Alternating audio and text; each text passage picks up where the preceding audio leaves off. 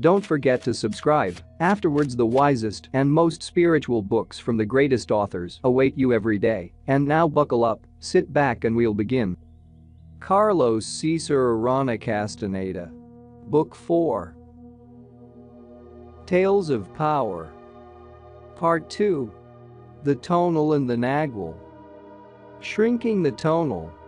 On Wednesday morning I left my hotel around 9:45.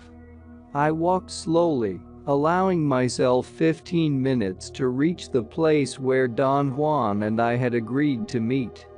He had picked a corner on the Paseo de la Reforma, 5 or 6 blocks away, in front of the ticket office of an airline. I had just finished eating breakfast with a friend of mine. He had wanted to walk with me, but I had insinuated that I was going to meet a girl. I deliberately walked on the opposite side of the street from where the airline office was. I had the nagging suspicion that my friend, who had always wanted me to introduce him to Don Juan, knew that I was going to meet him and might be following me.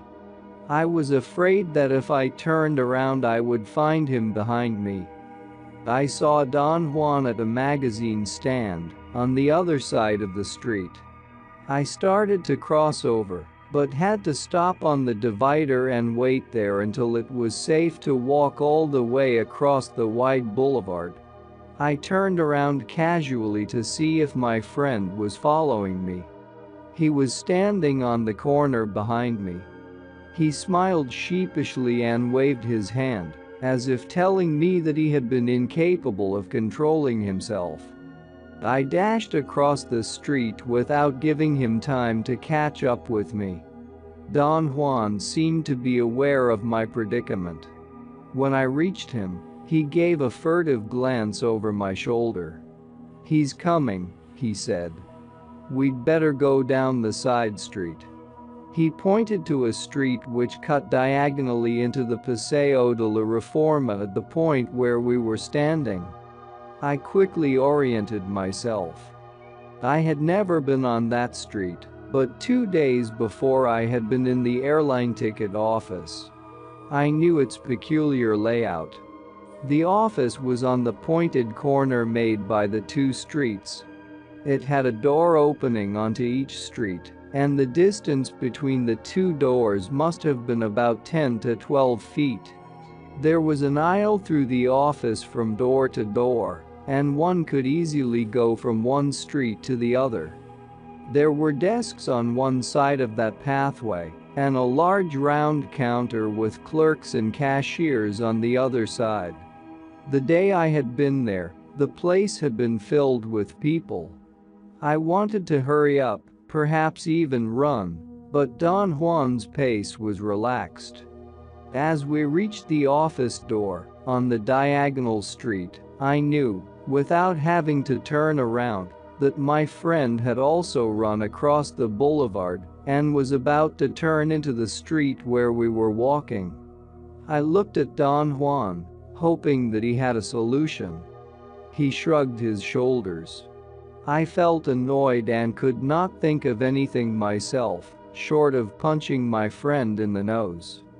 I must have sighed or exhaled at that very moment, because the next thing I felt was sudden loss of air, due to a formidable shove that Don Juan had given me, which sent me whirling through the door of the airline office. Propelled by his tremendous push, I practically flew into the room. Don Juan had caught me so unprepared that my body had not offered any resistance. My fright merged with the actual jolt of his thrust. I automatically put my arms in front of me to protect my face.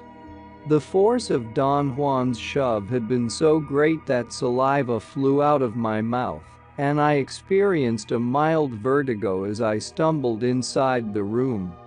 I nearly lost my balance and had to make a supreme effort not to fall down.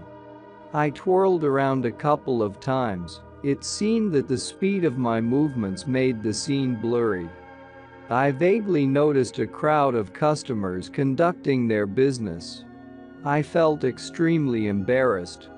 I knew that everyone was looking at me as I reeled across the room.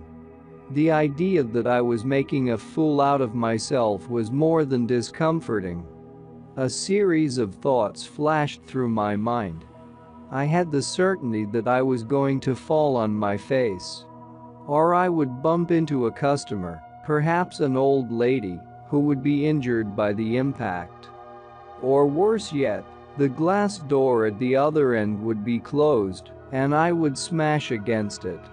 In a dazed state, I reached the door to the Paseo de la Reforma. It was open and I stepped out. My preoccupation of the moment was that I had to keep cool, turn to my right and walk on the boulevard towards downtown, as if nothing had happened. I was sure that Don Juan would join me, and that perhaps my friend might have kept on walking along the diagonal street. I opened my eyes, or rather I focused them on the area in front of me.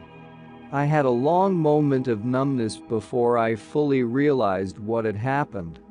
I was not on the Paseo de la Reforma, as I should have been, but in the Lagunilla market 1.5 miles away. What I experienced at the moment of that realization was such an intense astonishment that all I could do was stare, stupefied. I looked around in order to orient myself. I realized that I was actually standing very close to where I had met Don Juan on my first day in Mexico City. Perhaps I was even on the same spot. The stands that sold old coins were 5 feet away. I made a supreme effort to take hold of myself. Obviously, I had to be experiencing a hallucination. It could not possibly be any other way. I quickly turned to go back through the door into the office, but behind me there was only a row of stands with second-hand books and magazines. Don Juan was standing next to me, to my right. He had an enormous smile on his face. There was a pressure in my head, a tickling feeling, as if carbonated soda were going through my nose. I was speechless. I tried to say something without success.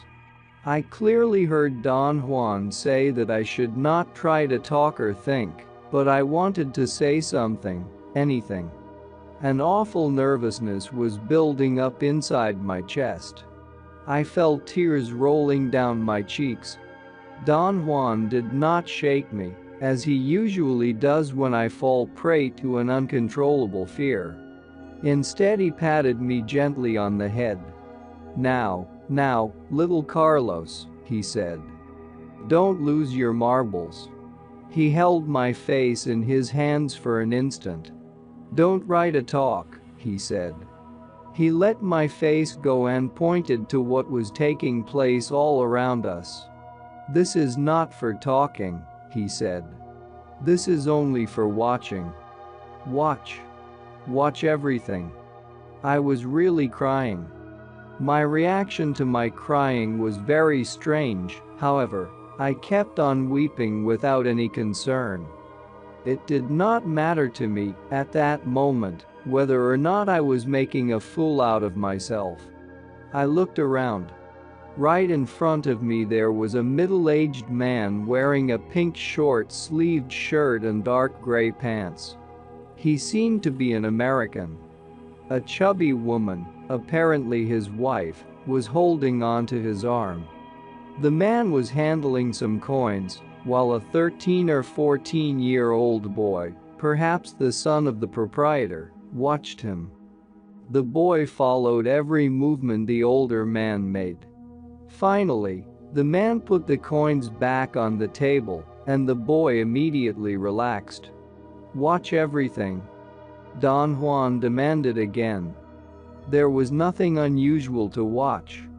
People were passing by, going in every direction. I turned around. A man, who appeared to run the magazine stand, was staring at me. He blinked repeatedly as if he were about to fall asleep. He seemed tired or sick and looked seedy. I felt that there was nothing to watch, At least nothing of real consequence. I stared at the scene. I found that it was impossible to concentrate my attention on anything. Don Juan walked in a circle around me. He acted as if he were assessing something in me.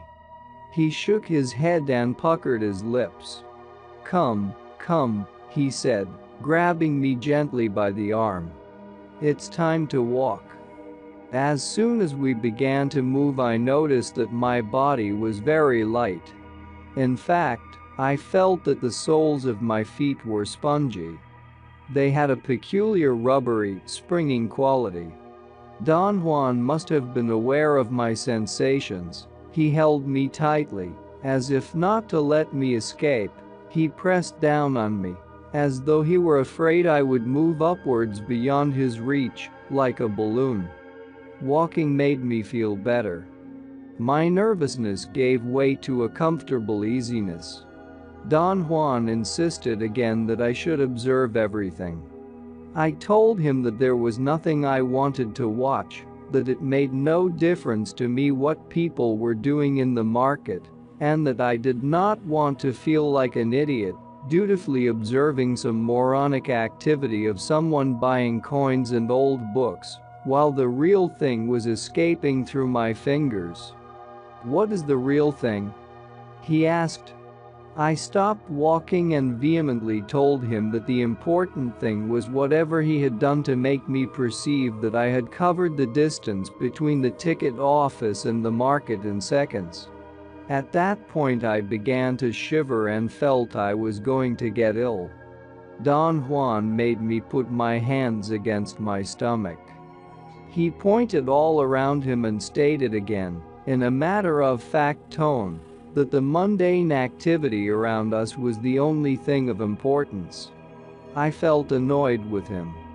I had the physical feeling of spinning. I took a deep breath. "What did you do, Don Juan?" I asked with forced casualness. With a reassuring tone he said that he could tell me about that any time, but that whatever was happening all around me was not ever going to be repeated. I had no quarrel with that. The activity I was witnessing obviously could not be repeated again in all its complexity. My point was that I could observe a very similar activity anytime. On the other hand, the implication of having been transported over the distance, in whatever form, was of immeasurable significance. When I voiced these opinions, Don Juan made his head shiver, as if what he had heard me say was actually painful to him. We walked in silence for a moment. My body was feverish. I noticed that the palms of my hands and the soles of my feet were burning hot. The same unusual heat also seemed to be localized in my nostrils and eyelids. "What did you do, Don Juan?" I asked him pleadingly. He did not answer me but patted me on the chest and laughed. He said that men were very frail creatures, who made themselves even more frail with their indulging. In a very serious tone he exhorted me not to feel that I was about to perish, but to push myself beyond my limits, and to simply engage my attention on the world around me. We continued walking at a very slow pace. My preoccupation was paramount. I could not pay attention to anything. Don Juan stopped and seemed to deliberate whether or not to speak. He opened his mouth to say something, but then he appeared to change his mind, and we began to walk again. "What happened is that you came here," he said abruptly as he turned and stared at me. "How did that happen?" He said that he did not know, and that the only thing he did know was that I had selected the place myself. Our impasse became even more hopeless as we kept on talking. I wanted to know the steps, and he insisted that the selection of the place was the only thing we could discuss, and since I did not know why I had chosen it, there was essentially nothing to talk about.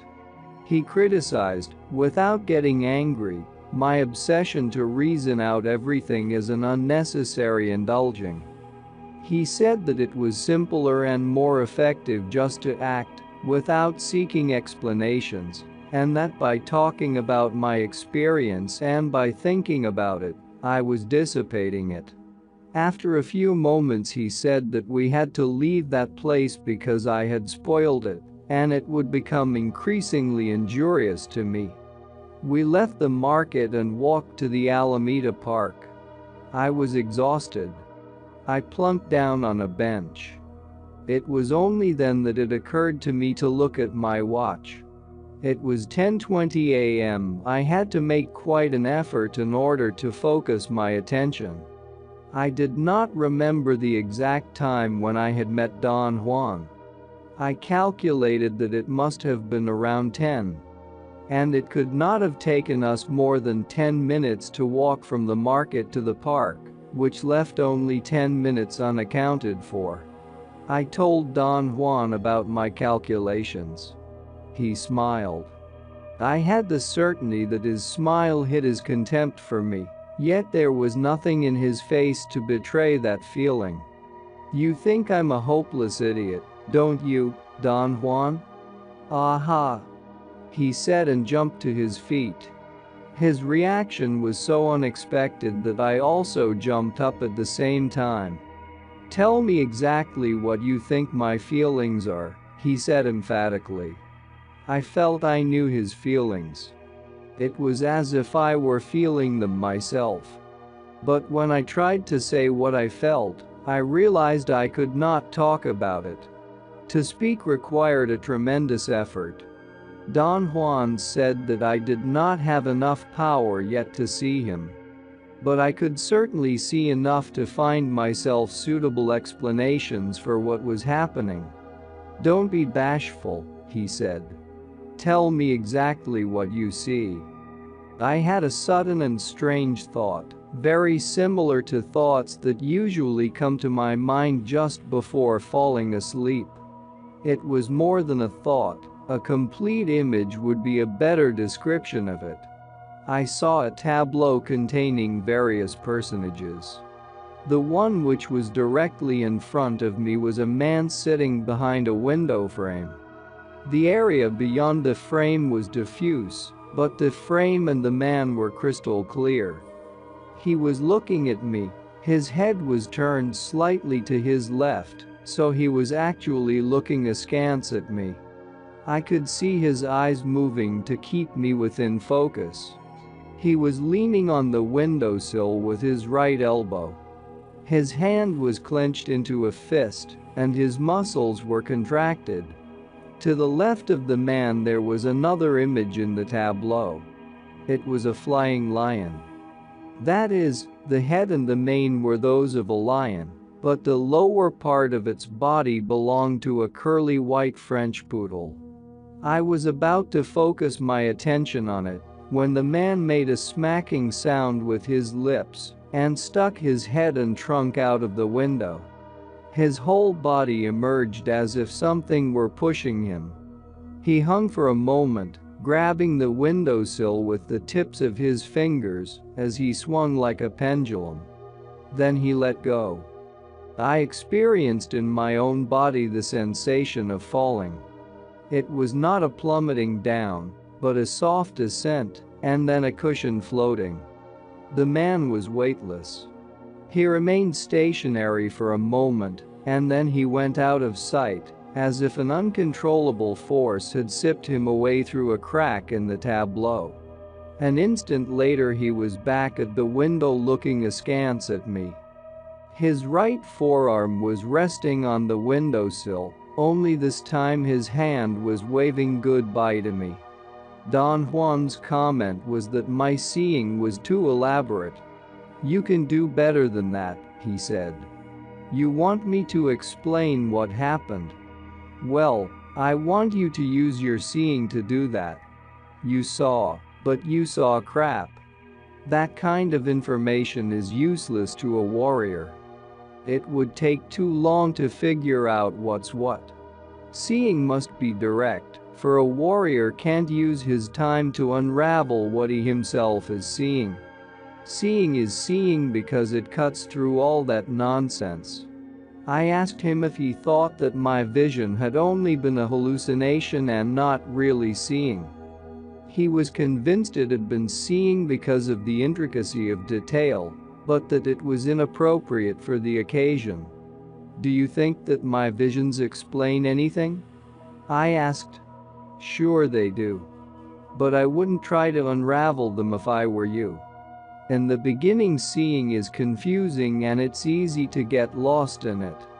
As the warrior gets tighter, however, his seeing becomes what it should be, a direct knowing. As Don Juan spoke, I had one of those peculiar lapses of feelings, and I clearly sensed that I was about to unveil something which I already knew, a thing which eluded me by turning into something very blurry. I became aware that I was involved in a struggle. The more I tried to define or reach that elusive piece of knowledge, the deeper it sank. That seeing was too visionary, Don Juan said. The sound of his voice shook me. A warrior asks a question, and through his seeing he gets an answer, but the answer is simple, never embellished to the point of flying French poodles. We laughed at the image.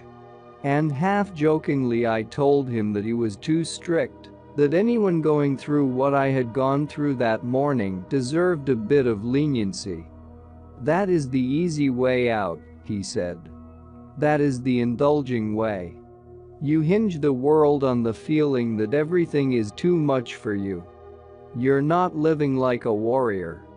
I told him that there were so many facets of what he called a warrior's way, that it was impossible to fulfill all of them, and that the meaning of it became clear only as I encountered new instances where I had to apply it. A rule of thumb for a warrior, he said, is that he makes his decisions so carefully that nothing that may happen as a result of them can surprise him, much less drain his power. To be a warrior means to be humble and alert. Today you were supposed to watch the scene which was unfolding in front of your eyes, not to ponder how all that was possible. You focused your attention on the wrong place. If I wanted to be lenient with you, I could easily say that since this was the first time it had happened to you, you were not prepared. But that's not permissible, because you came here as a warrior, ready to die. Therefore, what happened to you today shouldn't have caught you with your pants down. I conceded that my tendency was to indulge in fear and bewilderment. Let's say that a rule of thumb for you should be that when you come to see me, you should come prepared to die, he said. If you come here ready to die, there shouldn't be any pitfalls, or any unwelcome surprises, or any unnecessary acts. Everything should gently fall into place because you're expecting nothing. That's easy to say, Don Juan. I am on the receiving end, though. I am the one who has to live with all this. It is not that you have to live with all this. You are all this. You're not just tolerating it for the time being. Your decision to join forces with this evil world of sorcery should have burned all the lingering feelings of confusion, and should give you the spunk to claim all this as your world. I felt embarrassed and sad. Don Juan's actions, no matter how prepared I was, taxed me in such a way that every time I came in contact with him, I was left with no other recourse but to act and feel like a half-rational, nagging person. I had a surge of wrath and did not want to write anymore. At that moment I wanted to rip my notes and throw everything in the trash can. And I would have done that had it not been for Don Juan, who laughed and held my arm, restraining me. In a mocking tone he said that my tonal was about to fool itself again. He recommended that I should go to the fountain and splash water on my neck and ears. The water soothed me. We were quiet for a long time. Right, Don Juan coaxed me in a friendly tone. Let's say that your notebook is the only sorcery you have. To rip it up is another way of opening yourself to your death. It will be another of your tantrums, a flashy tantrum at best, not a change. A warrior doesn't ever leave the island of the tonal. He uses it. He pointed all around me with a quick movement of his hand, and then touched my notebook. This is your world. You can't renounce it. It is useless to get angry and feel disappointed with oneself. All that proves is that one's tonal is involved in an internal battle. A battle within one's tonal is one of the most inane contests I can think of. The tight life of a warrior is designed to end that struggle. From the beginning I have taught you to avoid wear and tear. Now there is no longer a war within you, not as it used to be, because the warrior's way is harmony, the harmony between actions and decisions, at first, and then the harmony between tonal and nagual. Throughout the time I have known you, I have talked to both your tonal and your nagual. That is the way the instruction should be conducted. In the beginning, one has to talk to the tonal. It is the tonal that has to relinquish control. But it should be made to do so gladly. For example, your tonal has relinquished some controls without much struggle, because it became clear to it that, had it remained the way it was, the totality of you would be dead by now. In other words, the tonal is made to give up unnecessary things like self-importance and indulging, which only plunge it into boredom. The whole trouble is that the tonal clings to those things when it should be glad to rid itself of that crap. The task then is to convince the tonal to become free and fluid. That's what a sorcerer needs before anything else, a strong, free tonal. The stronger it gets, the less it clings to its doings, and the easier it is to shrink it. So what happened this morning was that I saw the opportunity to shrink your tonal. For an instant, you were absent-minded, hurrying, not thinking, and I grabbed that moment to shove you. The tonal shrinks at given times, especially when it is embarrassed. In fact, one of the features of the tonal is its shyness. Its shyness is not really an issue. But there are certain instances when the tonal is taken by surprise, and its shyness unavoidably makes it shrink. This morning I plucked my cubic centimeter of chance. I noticed the open door of that office and gave you a shove. A shove is then the technique for shrinking the tonal. One must shove at the precise instant. For that, of course, one must know how to see. Once the man has been shoved and his tonal has shrunk, his nagual, if it is already in motion, no matter how small this motion is, will take over and achieve extraordinary deeds. Your nagual took over this morning and you ended up in the market. He remained silent for a moment. He seemed to be waiting for questions. We looked at each other. I really don't know how, he said as if reading my mind. All I know is that the nagual is capable of inconceivable feats. This morning I asked you to watch. That scene in front of you, whatever it may have been, had an incalculable value for you. But instead of following my advice, you indulged in self-pity and confusion and did not watch. For a while you were all nagual and could not talk. That was the time to watch. Then, little by little, your tonal took over again, and rather than plunging you into a deadly battle between your tonal and nagual, I walked you here. What was there in that scene, Don Juan? What was so important? I don't know. It wasn't happening to me. What do you mean? It was your experience, not mine. But you were with me. Weren't you? No. I wasn't. You were alone. I repeatedly told you to watch everything, because that scene was only for you. But you were next to me, Don Juan. No. I wasn't.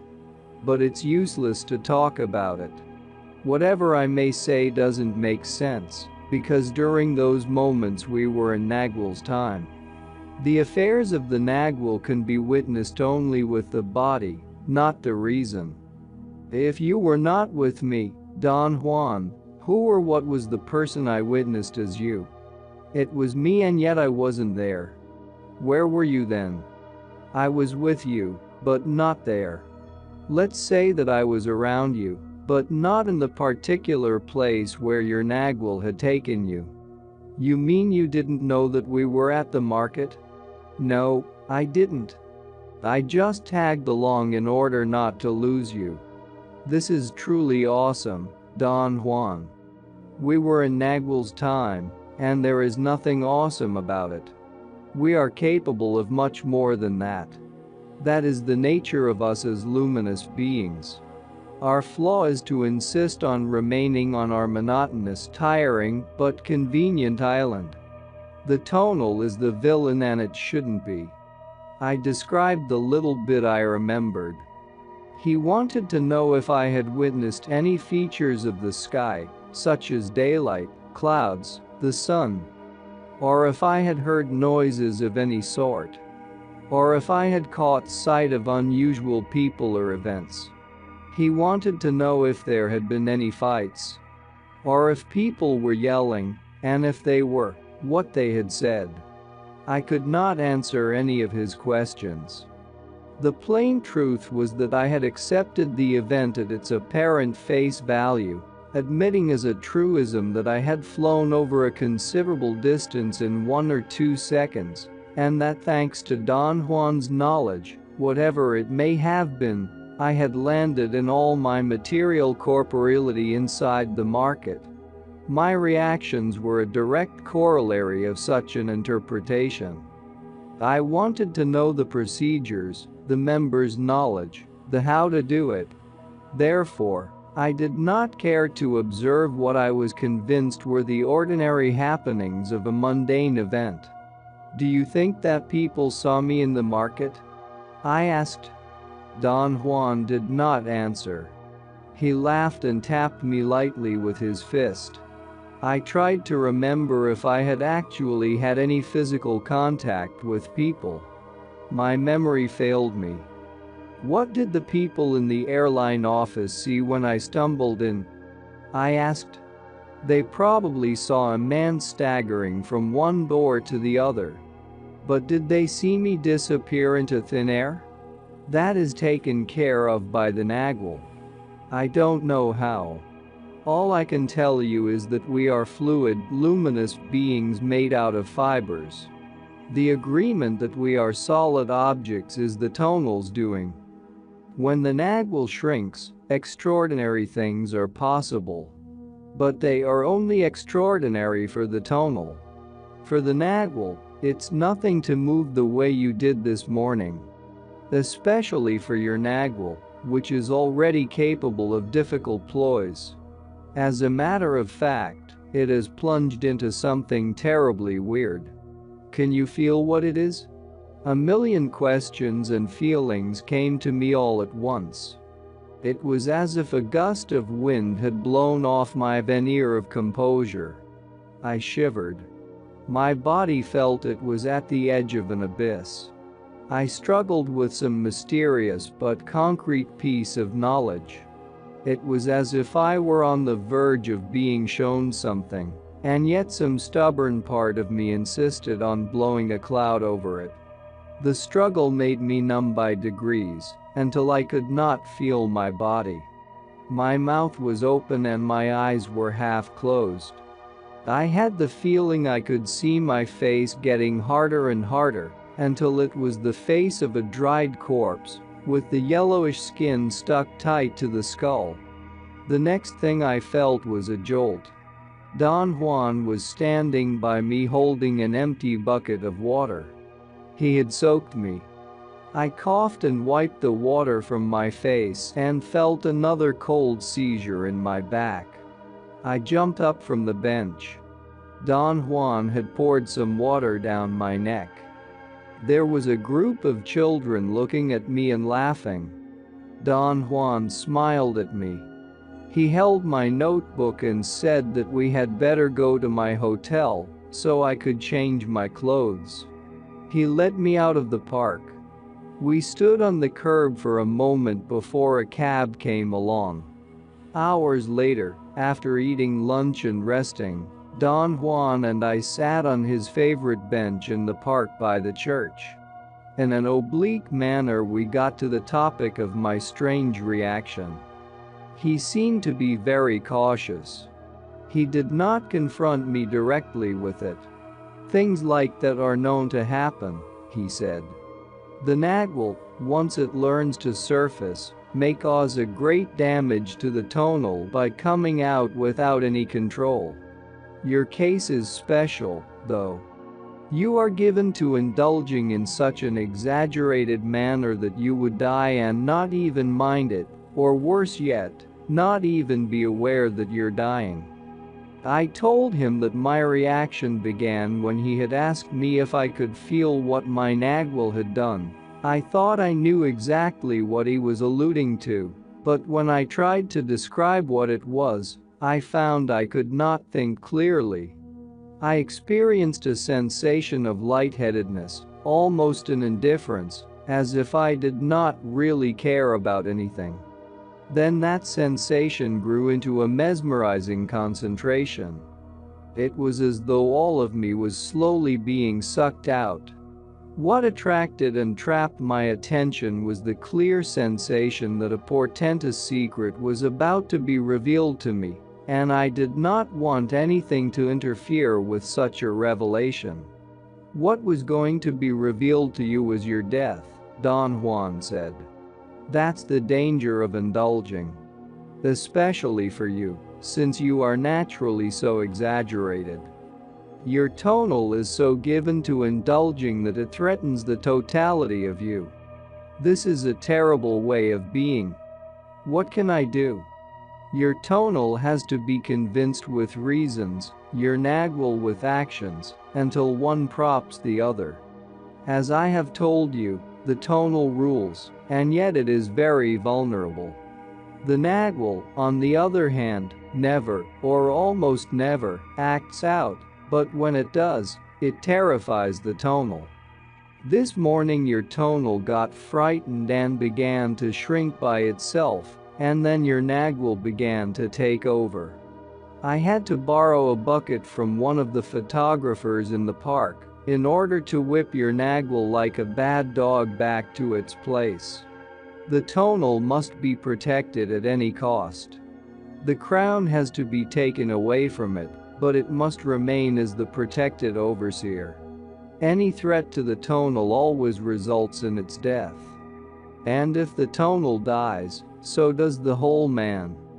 Because of its inherent weakness, the tonal is easily destroyed, and thus one of the balancing arts of the warrior is to make the nagual emerge in order to prop up the tonal. I say it is an art because sorcerers know that only by boosting the tonal can the nagual emerge. See what I mean? That boosting is called personal power. Don Juan stood up, stretched his arms and arched his back. I started to stand up myself, but he gently pushed me down. "You must stay on this bench until twilight," he said. "I have to leave right away. Gennaro is waiting for me in the mountains. So come to his house in 3 days and we will meet there." "What are we going to do at Don Gennaro's house?" I asked. "Depending on whether you have enough power," he said, "Gennaro may show you the nagual." There was one more thing that I had to voice at that point. I had to know whether his suit was a shocking device for me alone or was it actually part of his life.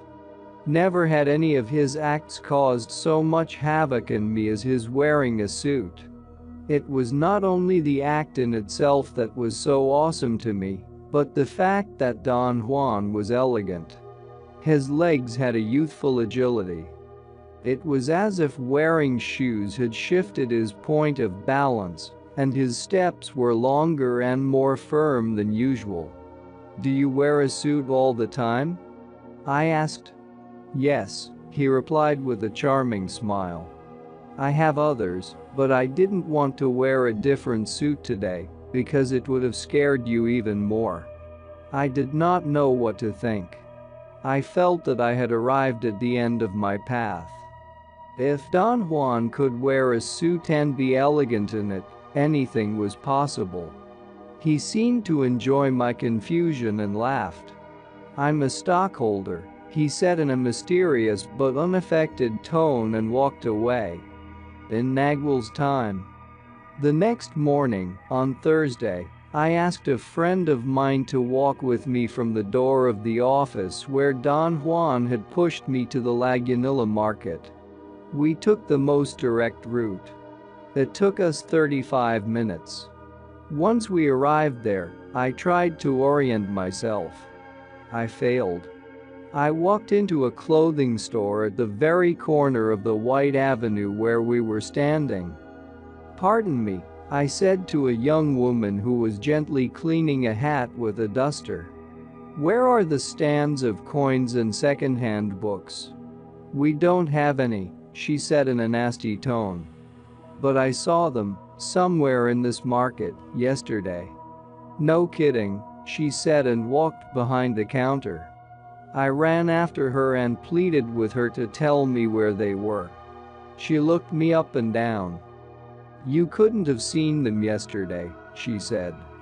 "Those stands are assembled only on Sunday, right here along this wall. We don't have them the rest of the week." "Only on Sunday?" I repeated mechanically. "Yes. Only on Sunday. That's the way. The rest of the week they would interfere with the traffic."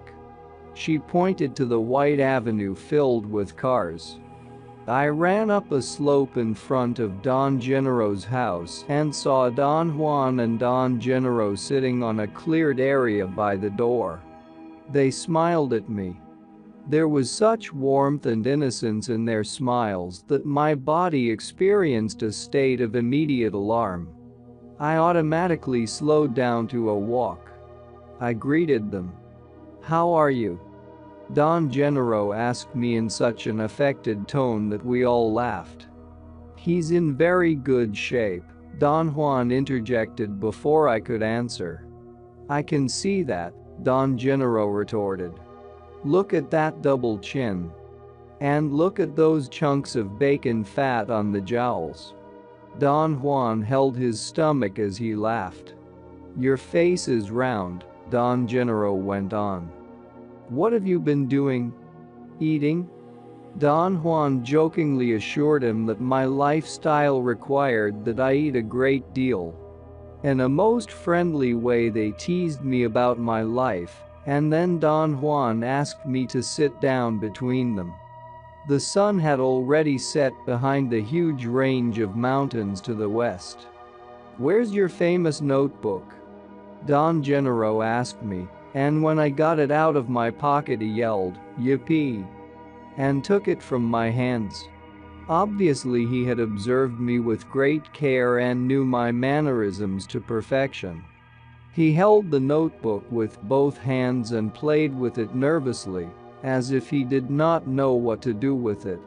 Twice he seemed to be on the verge of throwing it away, but appeared to contain himself. Then he held it against his knees and pretended to write feverishly in it, the way I do. Don Juan laughed so hard that he was about to choke. "What did you do after I left you?" Don Juan asked after they had quieted down. "I went to the market on Thursday," I said. "What were you doing there? Retracing your steps?" he retorted. Don Gennaro fell backwards and with his lips, made the dry sound of a head hitting the ground. He looked at me askance and winked. I had to do it, I said.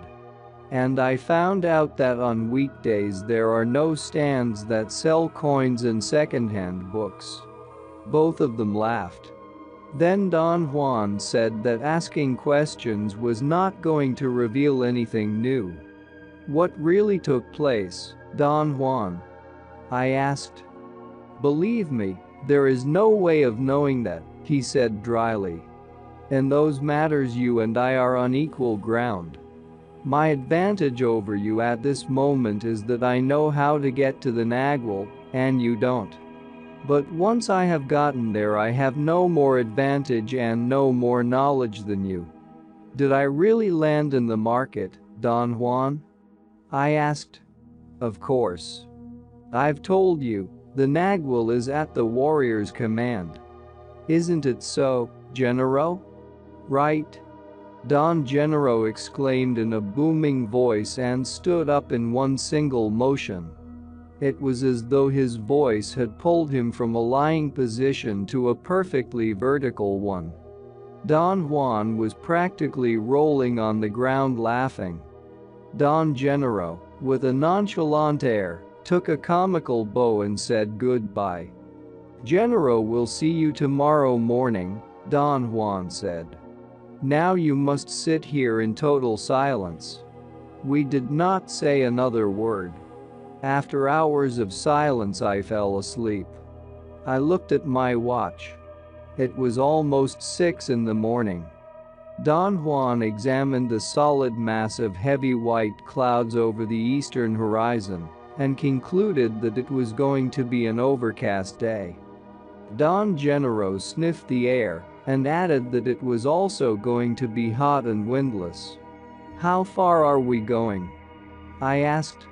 To those eucalyptus trees over there, Don Genero replied, pointing to what seemed to be a grove of trees about a mile away. When we reached the trees I realized that it was not a grove. The eucalyptus had been planted in straight lines in order to mark the boundaries of fields cultivated with different crops. We walked along the edge of a cornfield, along a line of enormous trees, thin and straight, over 100 feet high, and arrived at an empty field. I figured that the crop must have just been harvested. There were only the dried stalks and leaves of some plants I did not recognize. I bent over to pick up a leaf, but Don Genero stopped me. He held my arm with great force. I recoiled in pain, and then I noticed that he had only placed his fingers gently on my arm. He was definitely aware of what he had done and of what I was experiencing. He swiftly lifted his fingers off my arm and then again placed them gently on it. He repeated it once more and laughed like a delighted child when I winced. Then he turned his profile to me. His aquiline nose made him look like a bird with strange long white teeth. In a soft voice Don Juan told me not to touch anything. I asked him if he knew what kind of crop had been cultivated there. He seemed to be about to tell me, but Don Genero interceded and said that it was a field of worms. Don Juan looked at me fixedly, without cracking a smile. Don Genero's meaningless answer appeared to be a joke. I waited for a cue to start laughing, but they just stared at me. A field of gorgeous worms, Don Genero said. Yes, what was grown here was the most delightful worms you've ever seen. He turned to Don Juan. They looked at each other for an instant. Isn't it so? He asked. Absolutely true, Don Juan said, and turning to me he added in a soft voice, Genero holds the baton today, only he can tell what's what. So do exactly as he says. The idea that Don Genero had the control filled me with terror. I turned to Don Juan to tell him about it, but before I had time to voice my words, Don Genero let out a long formidable scream, a yell so loud and frightening that I felt the back of my neck swell and my hair flowing out as if a wind were blowing it. I had an instant of complete disassociation and would have remained glued to the spot had it not been for Don Juan, who with incredible speed and control turned my body around so my eyes could witness an inconceivable feat. Don Gennaro was standing horizontally, about 100 feet above the ground, on the trunk of a eucalyptus tree which was perhaps 50 yards away. That is, he was standing with his legs 3 feet apart, perpendicular to the tree. It was as if he had hooks on his shoes, and with them was capable of defying gravity. His arms were crossed over his chest and his back was turned to me. I stared at him.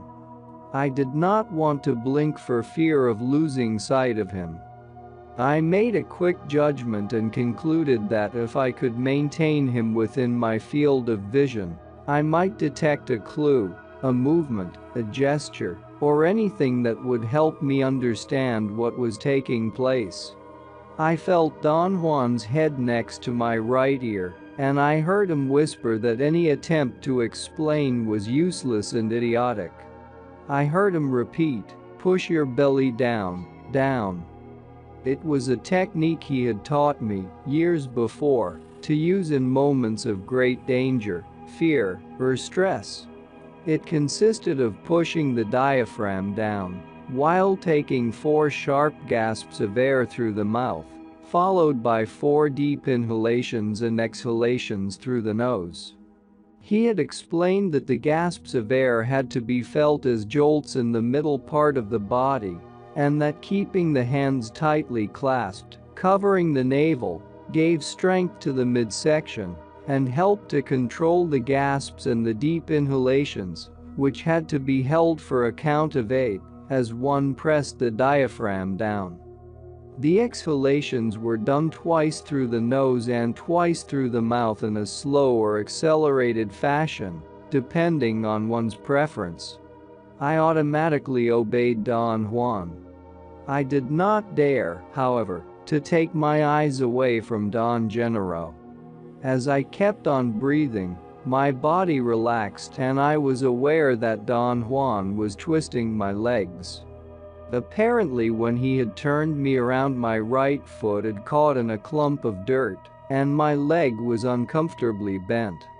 When he straightened me out, I realized that the shock of seeing Don Gennaro standing on the trunk of a tree had made me oblivious to my discomfort. Don Juan whispered in my ear that I should not stare at Don Gennaro. I heard him say, "Blink, blink." For a moment I felt reluctant. Don Juan commanded me again. I was convinced that the whole affair was somehow linked to me as the onlooker, and if I, as the sole witness of Don Gennaro's deed, had stopped looking at him, he would have fallen to the ground, or perhaps the whole scene would have vanished. After an excruciatingly long period of immobility, Don Gennaro swiveled on his heels, 45 degrees to his right, and began to walk up the trunk. His body shivered. I saw him take one small step after another until he had taken 8. He even circumvented a branch. Then, with his arms still crossed over his chest, he sat down on the trunk with his back to me. His legs dangled as if he were sitting on a chair, as if gravity had no effect on him. He then sort of walked on his seat, downwards. He reached a branch that was parallel to his body and leaned on it with his left arm and his head for a few seconds. He seemed to be leaning more for dramatic effect than for support. He then kept on moving on his seat, inching his way from the trunk onto the branch until he had changed his position and was sitting as one might normally sit on a branch. Don Juan giggled. I had a horrible taste in my mouth. I wanted to turn round and face Don Juan, who was slightly behind me to my right, But I did not dare miss any of Don Gennaro's actions. He dangled his feet for a while, then crossed them and swung them gently, and finally he slipped upwards back onto the trunk. Don Juan took my head gently in both hands and twisted my neck to the left until my line of vision was parallel to the tree rather than perpendicular to it. Looking at Don Gennaro from that angle, he did not appear to be defying gravity. He was simply sitting on the trunk of a tree. I noticed then that if I stared and did not blink, the background became vague and diffuse, and the clarity of Don Gennaro's body became more intense. His shape became dominant, as if nothing else existed. Don Gennaro swiftly slid downward back onto the branch. He sat dangling his feet, like on a trapeze. Looking at him from a twisted perspective made both positions, especially sitting on the tree trunk, seem feasible. Don Juan shifted my head to the right until it was resting on my shoulder. Don Gennaro's position on the branch seemed perfectly normal, but when he moved onto the trunk again, I could not make the necessary perceptual adjustment, and I saw him as if he were upside down, with his head towards the ground. Don Gennaro moved back and forth various times, and Don Juan shifted my head from side to side every time Don Gennaro moved. The result of their manipulations was that I completely lost track of my normal perspective, and without it Don Gennaro's actions were not as awesome. Don Gennaro remained on the branch for a long time. Don Juan straightened my neck and whispered that Don Gennaro was about to descend. I heard him whisper in an imperative tone, "Press down, down." I was in the middle of a fast exhalation when Don Gennaro's body seemed to be transfixed by some sort of tension. It glowed, became lax, swung backwards, and hung by the knees for a moment. His legs seemed to be so flaccid that they could not stay bent, and he fell to the ground. At the moment he began his downward fall, I also had the sensation of falling through endless space. My whole body experienced a painful and at the same time extremely pleasurable anguish, an anguish of such intensity and duration that my legs could no longer support the weight of my body, and I fell down on the soft dirt. I could barely move my arms to buffer my fall. I was breathing so heavily that the soft dirt got into my nostrils and made them itch. I tried to get up. My muscles seemed to have lost their strength. Don Juan and Don Gennaro came and stood over me. I heard their voices as if they were quite a distance from me, and yet I felt them pulling me. They must have lifted me up, each holding one of my arms and one of my legs, and carried me over a short distance. I was perfectly aware of the uncomfortable position of my neck and head, which hung limp.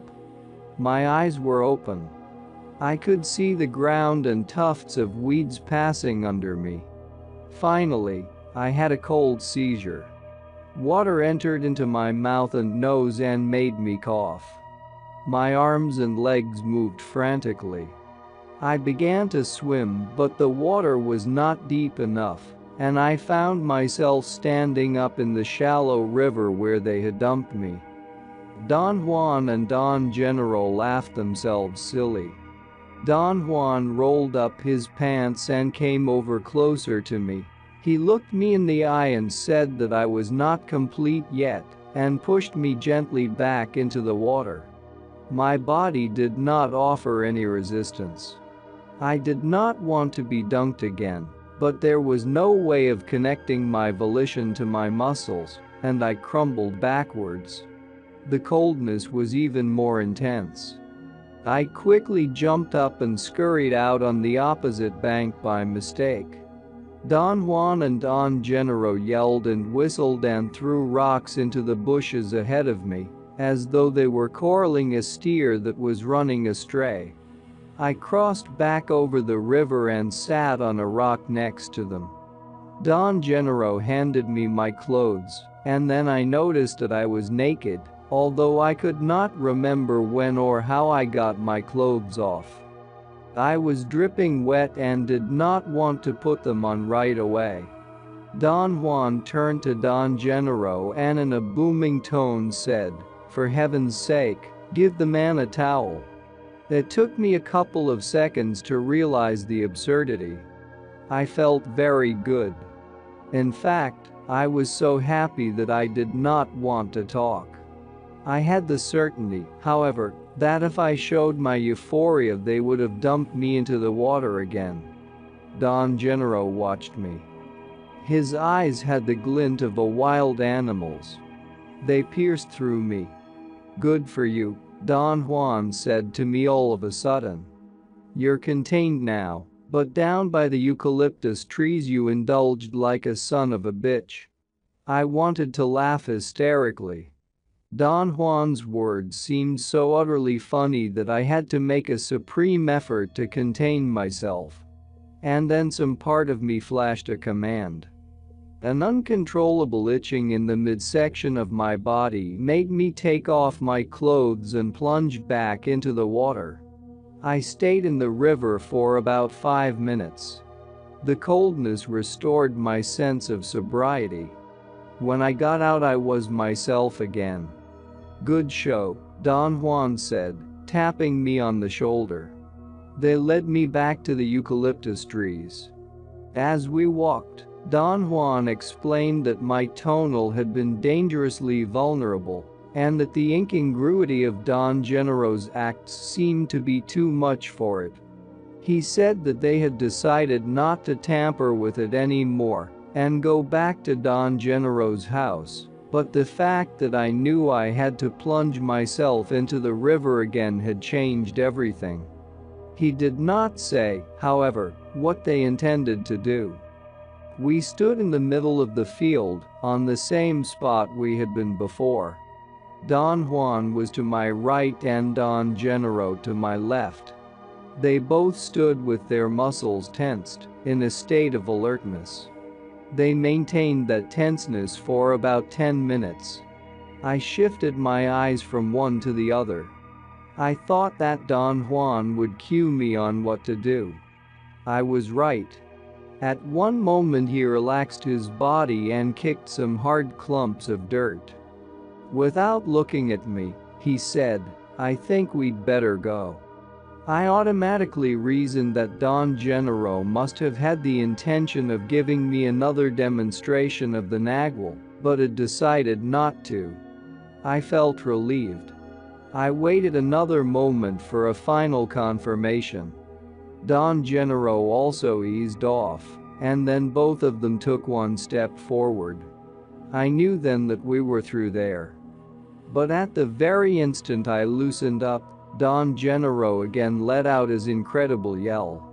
I began to breathe frantically. I looked around. Don Gennaro had disappeared. Don Juan was standing in front of me. His body convulsed with laughter. He turned to me. "I'm sorry," he said in a whisper. "There's no other way." I wanted to ask about Don Gennaro, but I felt that if I did not keep on breathing and pressing down on my diaphragm I would die. Don Juan pointed with his chin to a place behind me. Without moving my feet, I began to turn my head over my left shoulder. But before I could see what he was pointing at, Don Juan jumped and stopped me. The force of his leap and the speed with which he grabbed me made me lose my balance. As I fell on my back I had the sensation that my startled reaction had been to grab onto Don Juan, and consequently I dragged him with me to the ground. But when I looked up, the impressions of my tactile and visual senses were in total disaccord. I saw Don Juan standing over me laughing, while my body felt the unmistakable weight and pressure of another body on top of me, almost pinning me down. Don Juan extended his hand and helped me get up. My bodily sensation was that he was lifting two bodies. He smiled knowingly and whispered that one should never turn to one's left when facing the Nagual. He said that the Nagual was deadly, and there was no need to make the risks more dangerous than they already were. He then gently turned me around and made me face an enormous eucalyptus tree. It was perhaps the oldest tree around. Its trunk was nearly twice as thick as any of the others. He pointed with his eyes to the top. Don Juan was perched on a branch. He was facing me. I could see his eyes like two huge mirrors reflecting light. I did not want to look, but Don Juan insisted that I should not move my eyes away. In a very forceful whisper he ordered me to blink and not to succumb to fright or indulgence. I noticed that if I blinked steadily, Don Juan's eyes were not so awesome. It was only when I stared that the glare of his eyes became maddening. He squatted on the branch for a long time. Then, without moving his body at all, he jumped to the ground and landed, in the same squatting position, a couple of yards from where I was. I witnessed the complete sequence of his jump, and I knew that I had perceived more than my eyes had allowed me to catch. Don Juan had not really jumped. Something had pushed him as if from behind, and had made him glide on a parabolic course. The branch where he had been perched was possibly 100 feet high, and the tree was located about 150 feet away from me. Thus, his body had to trace a parabola to land where it did. But the force needed to cover that distance was not the product of Don Juan's muscles. His body was blown away from the branch to the ground. At one point I was able to see the soles of his shoes and his rear, as his body described the parabola. Then he landed gently, although his weight crumbled the hard clumps of dried dirt, and even raised a bit of dust. Don Juan giggled behind me. Don Juan stood up as if nothing had happened, and tugged the sleeve of my shirt to give me a signal that we were leaving. No one spoke on the way to Don Juan's house. I felt lucid and compassed. A couple of times Don Juan stopped and examined my eyes by staring into them. He seemed satisfied. As soon as we arrived, Don Juan went behind the house. It was still early in the morning. Don Juan sat on the floor by the door and pointed to a place for me to sit. I was exhausted. I lay down and went out like a light. I woke up when Don Juan shook me. I tried to look at the time. My watch was missing. Don Juan pulled it from his shirt pocket and handed it to me. It was around 1 p.m. I looked up and our eyes met. "No. There's no explanation," he said, turning away from me. "The Nagual is only for witnessing." I went around the house looking for Don Juan. He was not there. I came back to the front. Don Juan had made me something to eat. After I had finished eating, he began to talk. "When one is dealing with the Nagual, one should never look into it directly," he said. "You were peering at it this morning, and therefore you were sapped. The only way to look at the Nagual is as if it were a common affair. One must blink in order to break the fixation.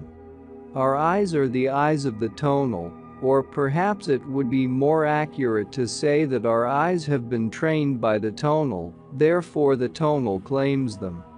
One of the sources of your bafflement and discomfort is that your tonal doesn't let go of your eyes. The day it does, your Nagual will have won a great battle.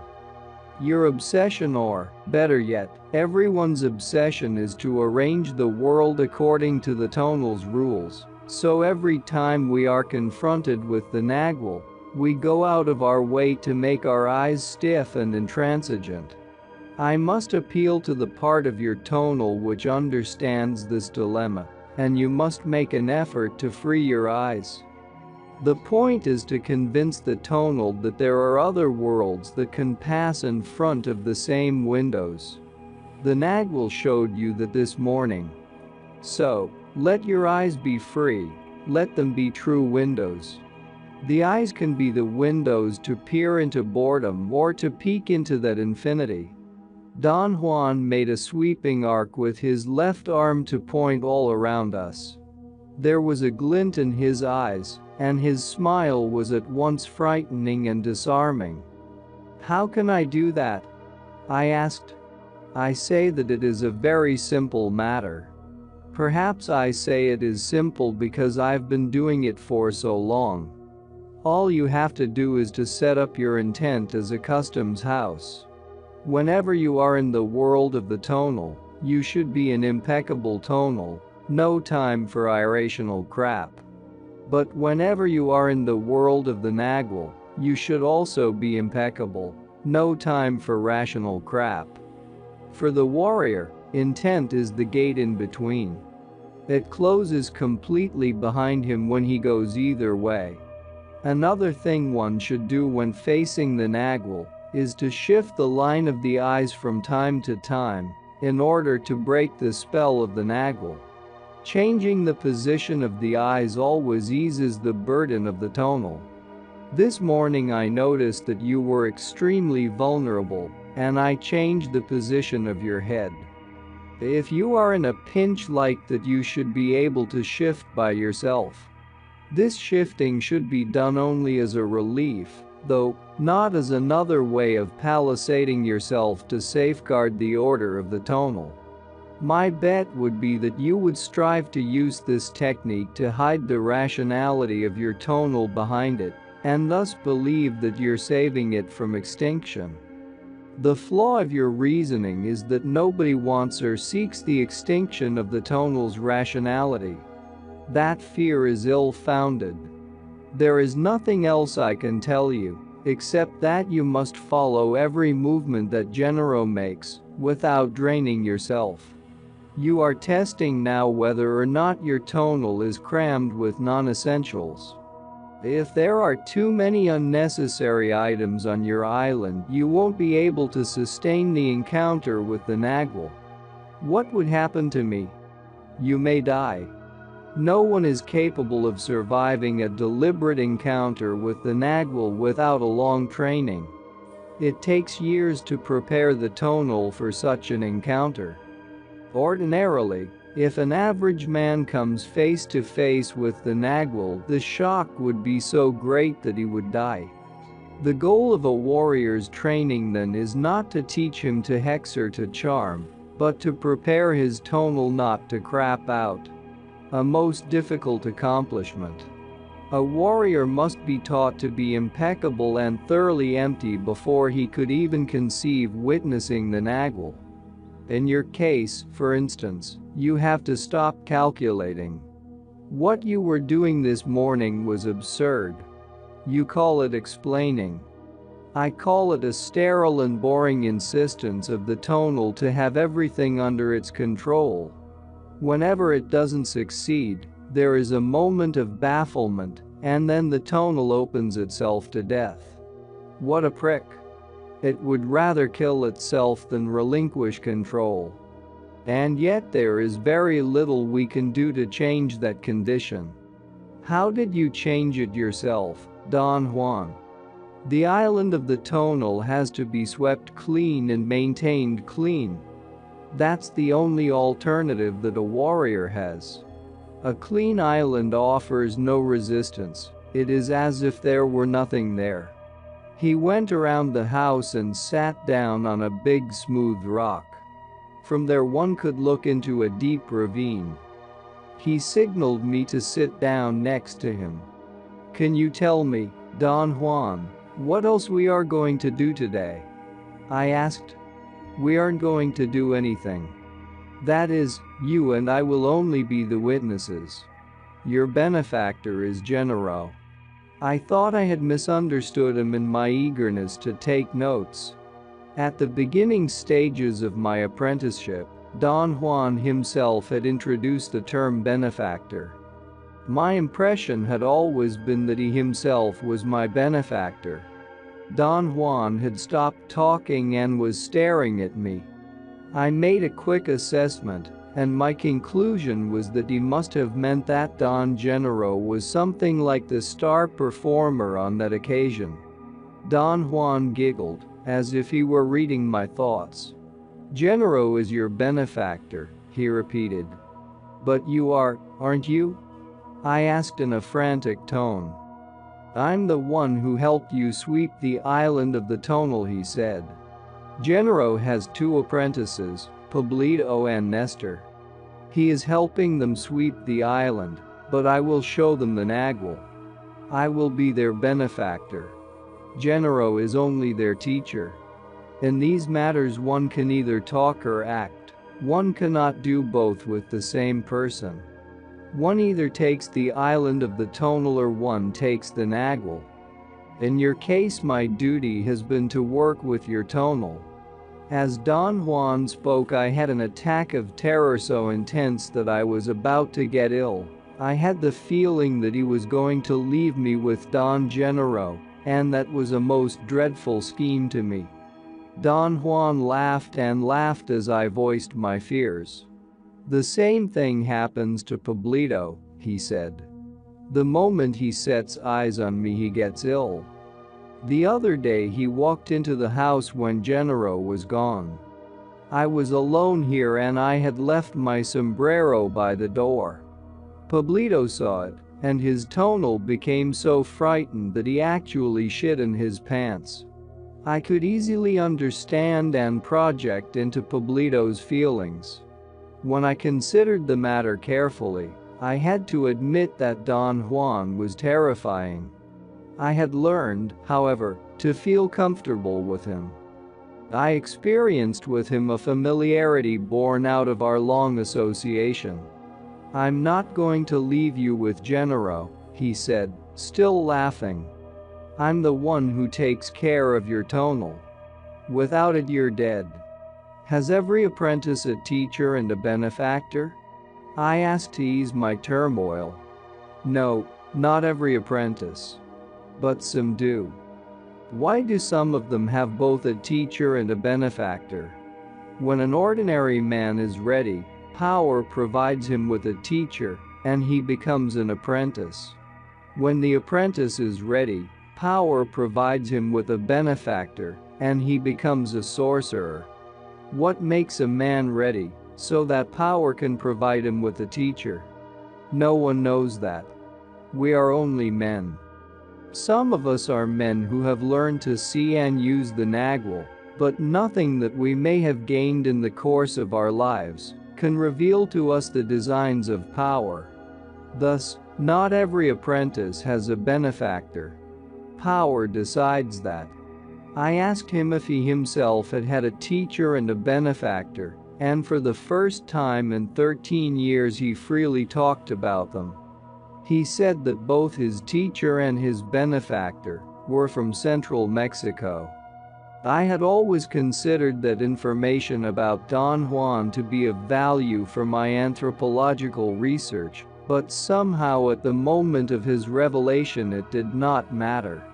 Don Juan glanced at me. Though it was a look of concern. He then abruptly changed the subject and asked me to recount every detail of what I had experienced in the morning.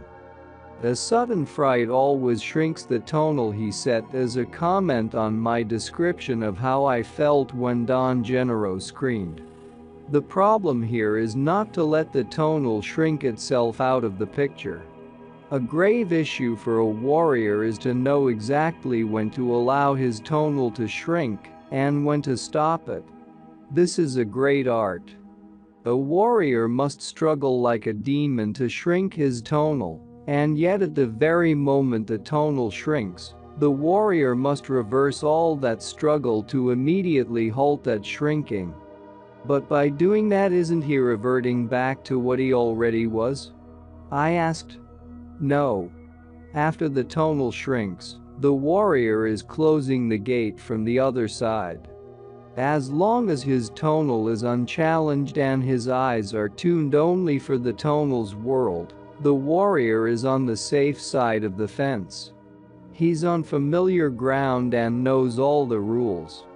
But when his tonal shrinks, he is on the windy side, and that opening must be shut tight immediately, or he would be swept away.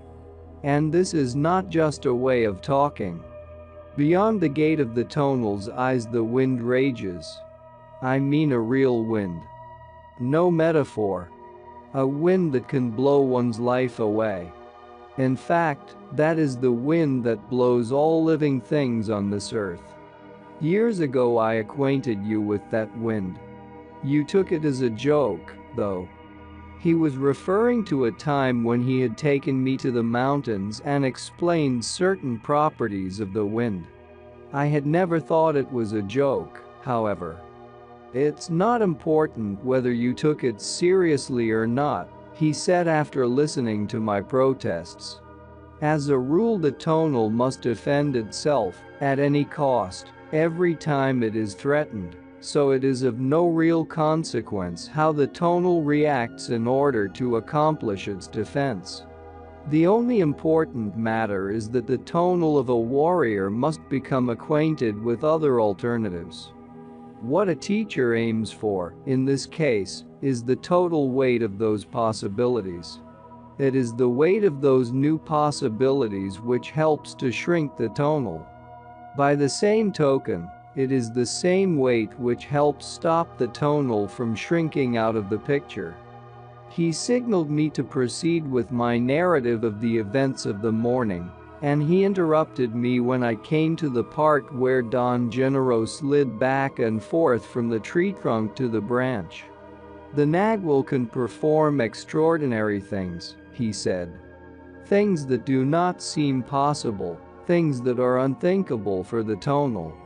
But the extraordinary thing is that the performer has no way of knowing how those things happen. In other words, Genero doesn't know how he does those things, he only knows that he does them. The secret of a sorcerer is that he knows how to get to the nagual, but once he gets there, your guess is as good as his as to what takes place. But what does one feel while doing those things? One feels like one is doing something. Would Don Juan feel like he's walking up the trunk of a tree? Don Juan looked at me for a moment, then he turned his head away. No, he said in a forceful whisper. Not in the way you mean it. He did not say anything else. I was practically holding my breath, waiting for his explanation. Finally I had to ask, but what does he feel? I can't say, not because it is a personal matter, but because there is no way of describing it. Come on, I coaxed him. There is nothing that one can't explain or elucidate with words. I believe that even if it's not possible to describe something directly, one can allude to it, beat around the bush. Don Juan laughed. His laughter was friendly and kind. And yet there was a touch of mockery and sheer mischievousness in it. I have to change the subject, he said. Suffice it to say that the nagual was aimed at you this morning. Whatever Genero did was a mixture of you and him. His nagual was tempered by your tonal. I insisted on probing and asked him, when you're showing the nagual to Pablito, what do you feel? I can't explain that, he said in a soft voice. And not because I don't want to, but simply because I can't. My tonal stops there. I did not want to press him any further. We remained silent for a while, then he began to talk again. Let's say that a warrior learns to tune his will, to direct it to a pinpoint, to focus it wherever he wants. It is as if his will, which comes from the midsection of his body, is one single luminous fiber, a fiber that he can direct at any conceivable place. That fiber is the road to the Nagual. Or I could also say that the warrior sinks into the Nagual through that single fiber. Once he has sunk, the expression of the Nagual is a matter of his personal temperament. If the warrior is funny, the Nagual is funny. If the warrior is morbid, the Nagual is morbid. If the warrior is mean, the Nagual is mean. Genero always cracks me up because he's one of the most delightful creatures alive. I never know what he's going to come up with. That to me is the ultimate essence of sorcery. Genero is such a fluid warrior that the slightest focusing of his will makes his Nagual act in incredible ways. Did you yourself observe what Don Genero was doing in the trees? I asked. No, I just knew, because I saw, that the Nagual was in the trees. The rest of the show was for you alone. Do you mean, Don Juan, that, like the time when you pushed me and I ended up in the market, you were not with me? It was something like that. When one meets the Nagual face to face, one always has to be alone. I was around only to protect your tonal. That is my charge. Don Juan said that my tonal was nearly blasted to pieces when Don Genero descended from the tree, not so much because of any inherent quality of danger in the Nagual, but because my tonal indulged in its bewilderment. He said that one of the aims of the warrior's training was to cut the bewilderment of the tonal until the warrior was so fluid that he could admit everything without admitting anything. When I described Don Genero's leap up to the tree and his leap down from it, Don Juan said that the yell of a warrior was one of the most important issues of sorcery, and that Don Genero was capable of focusing on his yell, using it as a vehicle. You are right, he said. Genero was pulled partly by his yell and partly by the tree. That was true seeing on your part. That was a true picture of the Nagual. Genero's will was focused on the yell, and his personal touch made the tree pull the Nagual. The lines went both ways from Genero to the tree and from the tree to Genero. What you should have seen when Genero jumped from the tree was that he was focusing on a spot in front of you, and then the tree pushed him. But it only seemed to be a push. In essence, it was more like being released by the tree. The tree released the Nagual, and the Nagual came back to the world of the tonal on the spot he focused on.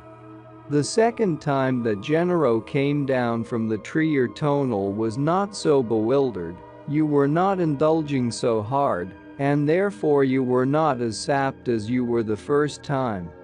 Around 4 in the afternoon, Don Juan stopped our conversation. We are going back to the eucalyptus trees, he said. The Nagual is waiting for us there. Aren't we risking being seen by people? I asked. No. The Nagual will keep everything suspended, he said.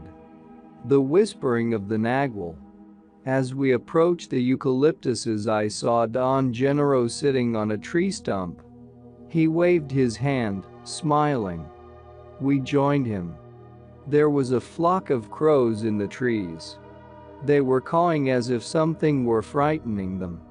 Don Genero said that we had to remain motionless and quiet until the crows had calmed down. Don Juan leaned his back against a tree and signaled me to do the same on a tree next to him a few feet away to his left. We were both facing Don Genero, who was 3 or 4 yards in front of us. With a subtle movement of his eyes, Don Juan gave me a cue to rearrange my feet.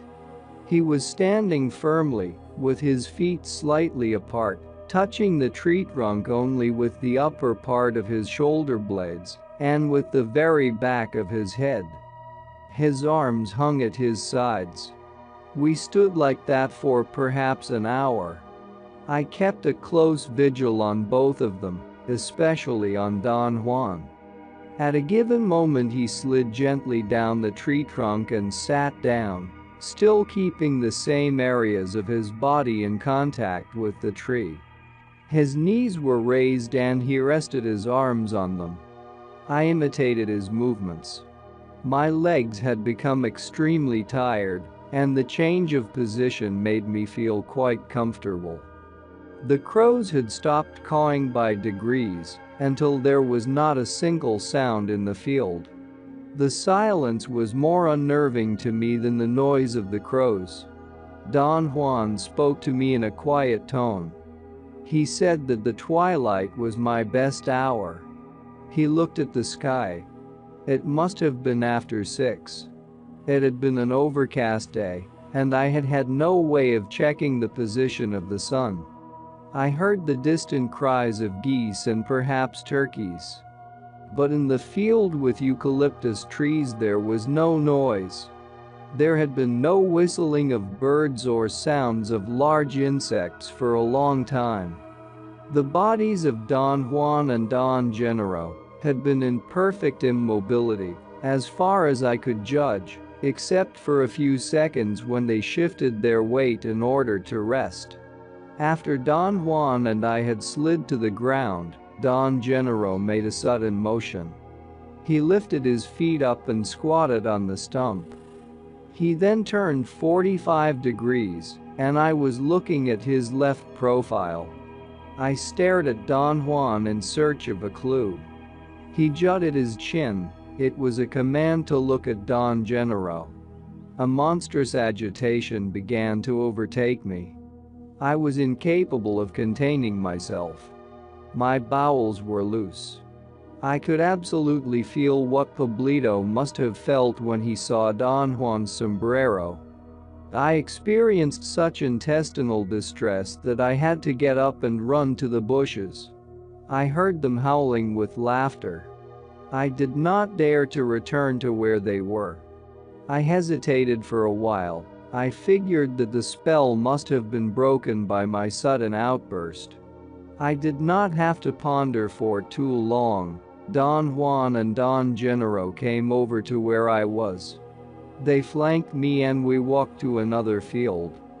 We stopped at the very center of it, and I recognized that we had been there in the morning. Don Juan spoke to me.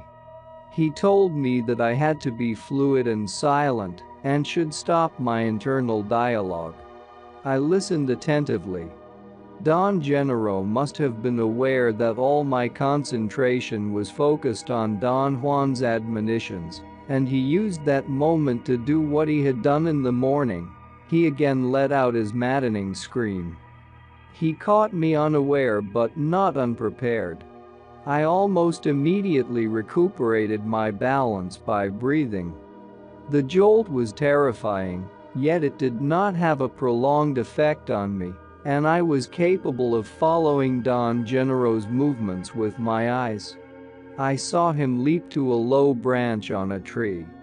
As I followed his course for a distance of 80 to 90 feet, my eyes experienced an extravagant distortion. It was not that he leaped by means of the spring action of his muscles. He rather glided through the air, catapulted in part by his formidable yell, and pulled by some vague lines emanating from the tree. It was as if the tree had sipped him through its lines. Don Gennaro stayed perched on the low branch for a moment. His left profile was turned to me. He began to perform a series of strange movements. His head wobbled, his body shivered. He hit his head various times in between his knees.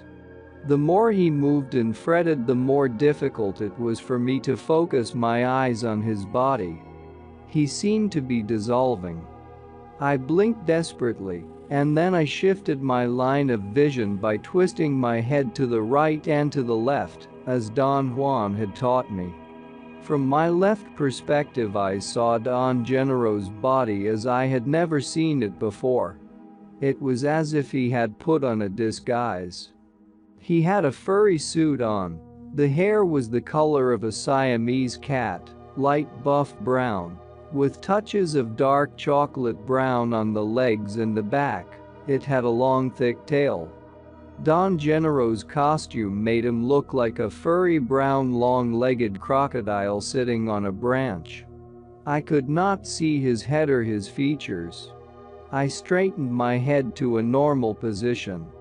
The vision of Don Gennaro in disguise remained unchanged. Don Gennaro's arms shivered. He stood up on the branch, sort of stooped over, and leaped towards the ground. The branch was perhaps 15 to 20 feet high. As far as I could judge, it was an ordinary leap of a man wearing a costume. I saw Don Gennaro's body almost touching the ground, and then the thick tail of his costume vibrated, and instead of landing he took off, as if powered with a silent jet engine.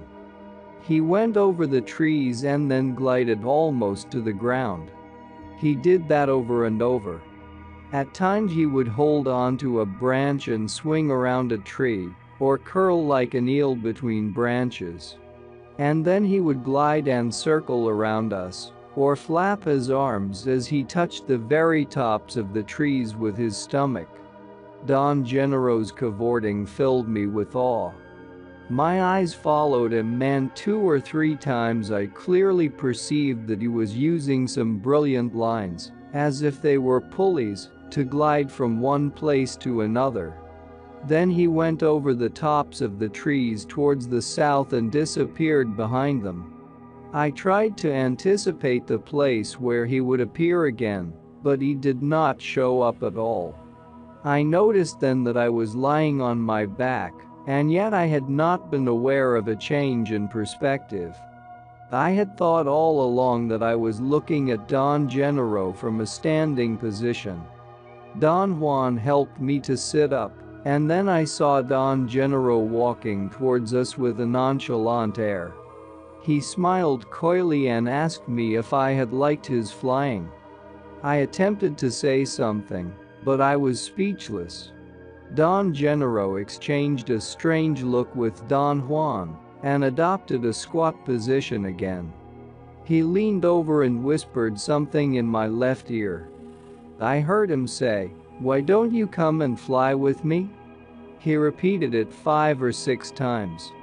Don Juan came towards me and whispered in my right ear, "Don't talk. Just follow Gennaro." Don Gennaro made me squat and whispered to me again. I heard him with crystal clear precision. He repeated the statement perhaps 10 times. He said, "Trust the Nagual. The Nagual will take you." Then Don Juan whispered in my right ear another statement. He said, "Change your feelings." I could hear both of them talking to me at once, but I could also hear them individually. Every one of Don Gennaro's statements had to do with the general context of gliding through the air. The statements that he repeated dozens of times seemed to be those that became engraved in my memory. Don Juan's words, on the other hand, had to do with specific commands, which he repeated countless times. The effect of that dual whispering was most extraordinary. It was as if the sound of their individual words were splitting me in half. Finally, the abyss between my 2 ears was so wide that I lost all sense of unity. There was something that was undoubtedly me, but it was not solid. It was rather like a glowing fog, a dark yellow mist that had feelings. Don Juan told me that he was going to mold me for flying. The sensation I had then was that the words were like pliers that twisted and molded my feelings. Don Gennaro's words were an invitation to follow him. I felt I wanted to, but I could not. The split was so great that I was incapacitated. Then I heard the same short statements repeated endlessly by both of them, things like, "Look at that magnificent flying shape. Leap, leap. Your legs will reach the treetops. The eucalyptuses are like green dots. The worms are lights. Something in me must have ceased at a given moment, perhaps my awareness of being talked to. I sensed that Don Gennaro was still with me, yet from the point of view of my perception, I could only distinguish an enormous mass of the most extraordinary lights. At times their glare diminished and at times the lights became intense. I was also experiencing movement. The effect was like being pulled by a vacuum that never let me stop. Whenever my motion seemed to diminish and I could actually focus my awareness on the lights, the vacuum would pull me away again.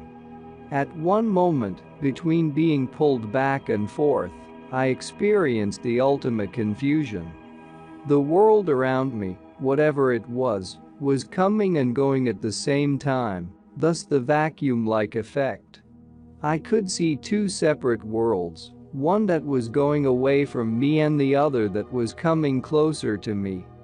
I did not realize this as one ordinarily would, that is, I did not become aware of it as something that had thus far been unrevealed. I rather had two realizations without the unifying conclusion. After that my perceptions became dull. They either lacked precision, or they were too many, and I had no way of sorting them. The next batch of discernible apperceptions were a series of sounds that happened at the end of a long tube-like formation.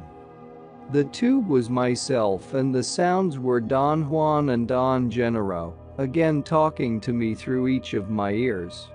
The more they talked, the shorter the tube became until the sounds were in a range I recognized. That is to say, the sounds of Don Juan and Don Gennaro's words reached my normal range of perception. The sounds were first recognizable as noises, then as words yelled, and finally as words whispered in my ears. I next noticed things of the familiar world. I was apparently lying face down. I could distinguish clumps of dirt, small rocks, dried leaves. And then I became aware of the field of eucalyptus trees. Don Juan and Don Gennaro were standing by me. It was still light. I felt that I had to get into the water in order to consolidate myself.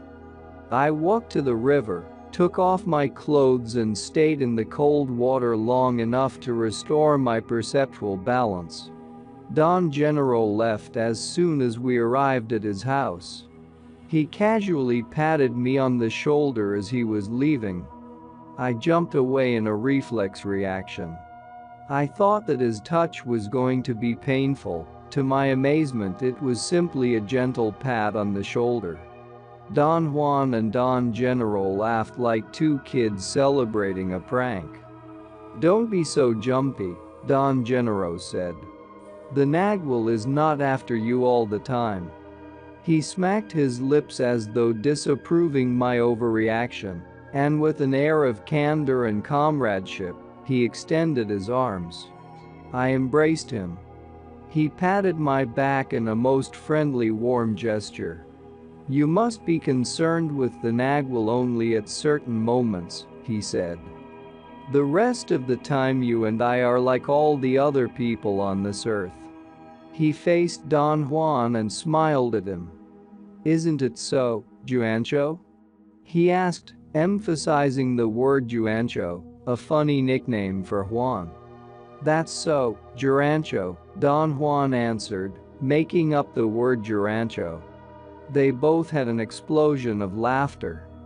"I must warn you," Don Juan said to me, "you have to exert the most demanding vigil to be sure when a man is a Nagual, and when a man is simply a man. You may die if you come into direct physical contact with the Nagual." Don Juan turned to Don Gennaro, and with a beaming smile asked, "Isn't it so, Juancho?" "That's so, absolutely so, Juancho," Don Gennaro replied, and both of them laughed. Their childlike mirth was very moving to me. The events of the day had been exhausting and I was very emotional. A wave of self-pity engulfed me. I was about to weep as I kept on repeating to myself that whatever they had done to me was irreversible and most likely injurious.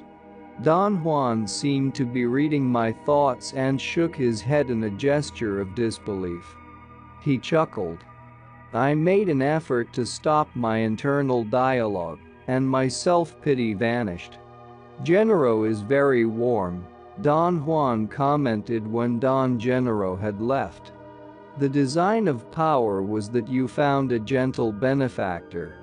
I did not know what to say. The idea that Don Genero was my benefactor intrigued me no end. I wanted Don Juan to tell me more about it. He did not seem inclined to talk. He looked at the sky and at the top of the dark silhouette of some trees at the side of the house.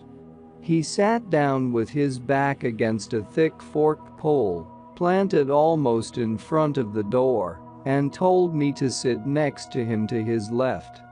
I sat by him. He pulled me closer by the arm until I was touching him. He said that that time of the night was dangerous for me, especially on that occasion. In a very calm voice he gave me a set of instructions. We were not to move from the spot until he saw fit to do so. We were to keep on talking, on an even keel, without long interruptions, and I had to breathe and blink as if I were facing the Nagual. "Is the Nagual around here?" I asked. "Of course," he said and chuckled. I practically huddled against Don Juan. He began to talk and actually solicited any kind of question from me. He even handed me my notebook and pencil as if I could write in the darkness. His contention was that I needed to be as calm and normal as possible, and there could be no better way of fortifying my tonal than through taking notes. He put the whole matter on a very compelling level. He said that if taking notes was my predilection, then I should be able to do it in complete darkness. There was a tone of challenge in his voice when he said that I could turn the taking of notes into a warrior's task, in which case the darkness would be no obstacle. Somehow, he must have convinced me, for I managed to scribble down parts of our conversation. The main topic was Don Genero as my benefactor. I was curious to know when Don Genero had become my benefactor, and Don Juan coaxed me to remember a supposedly extraordinary event that had happened the day I had met Don Genero, and which served as a proper omen. I could not recollect anything of the sort. I began to recount the experience. As far as I could remember, it was a most unobtrusive and casual meeting, which took place in the spring of 1968. Don Juan stopped me. "If you're dumb enough not to remember," he said, "we'd better leave it that way. A warrior follows the dictums of power. You will remember it when it becomes necessary." Don Juan said that having a benefactor was a most difficult matter. He used as an example the case of his own apprentice Eligio, who had been with him for many years. He said that Eligio had been unable to find a benefactor. I asked him if Eligio would eventually find one. He answered that there was no way of predicting the quirks of power. He reminded me that once, years before, we had found a group of young Indians roaming around the desert in northern Mexico.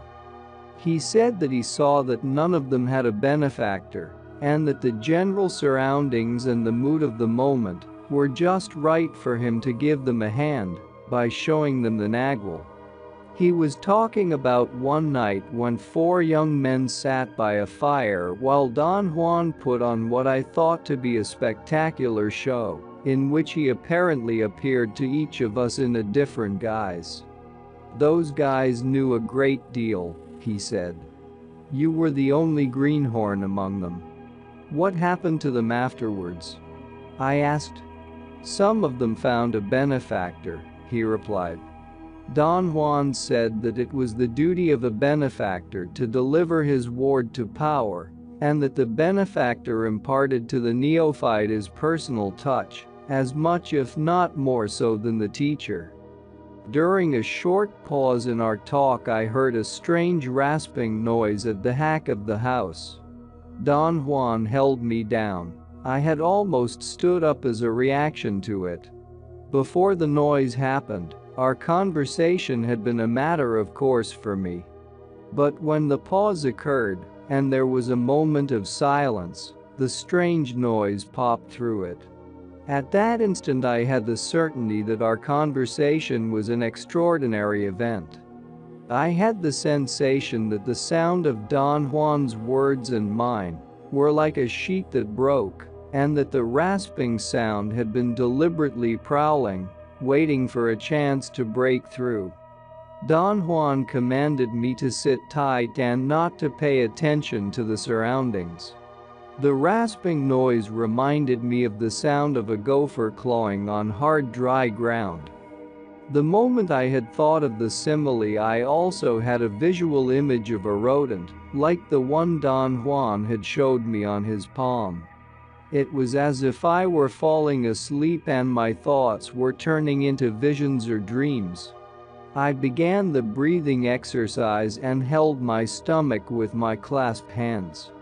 Don Juan kept on talking, but I was not listening to him.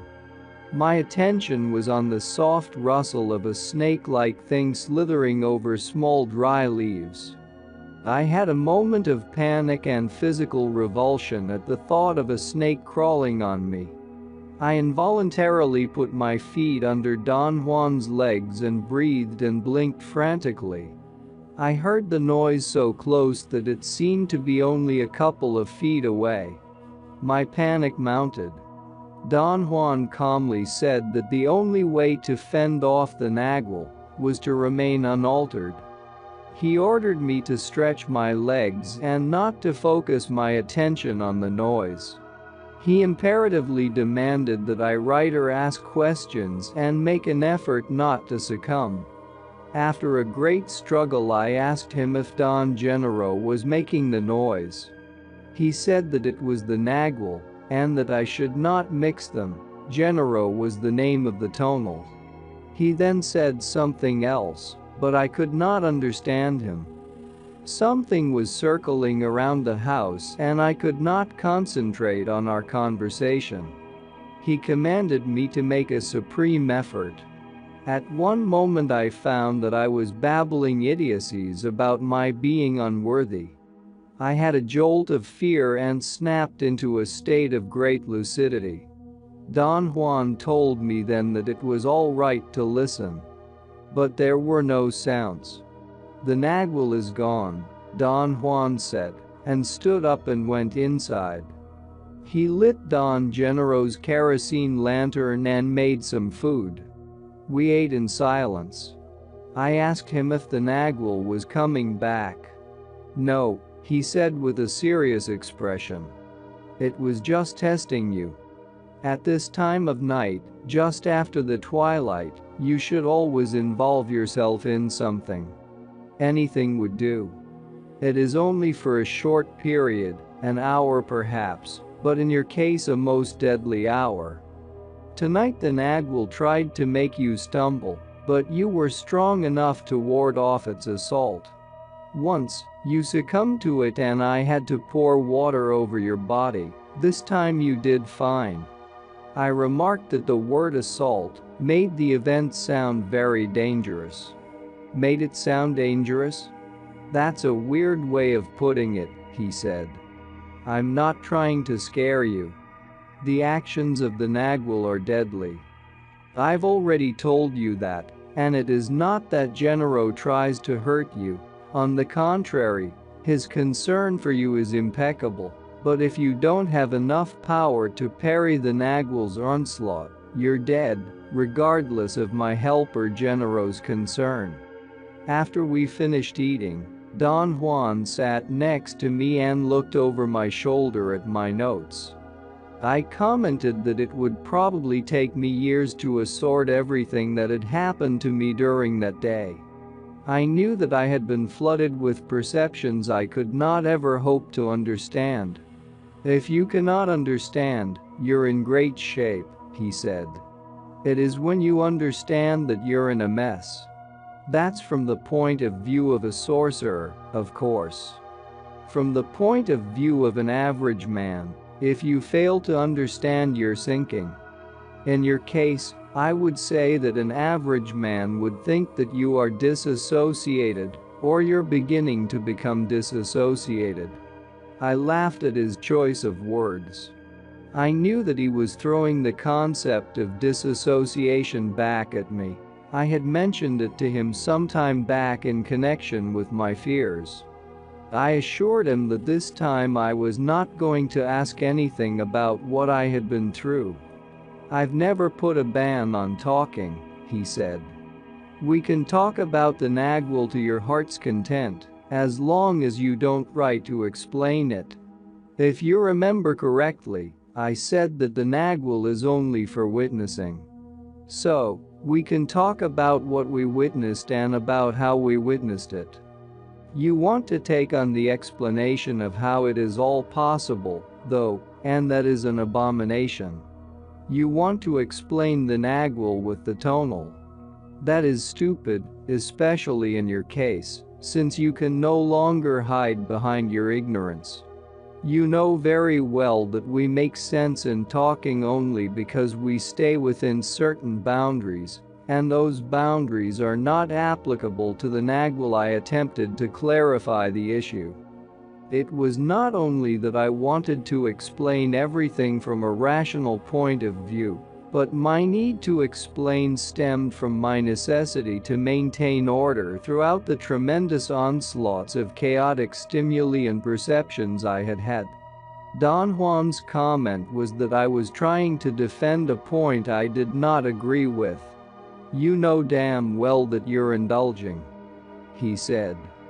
To maintain order means to be a perfect tonal, and to be a perfect tonal means to be aware of everything that takes place on the island of the tonal.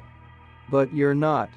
So your argument about maintaining order has no truth in it.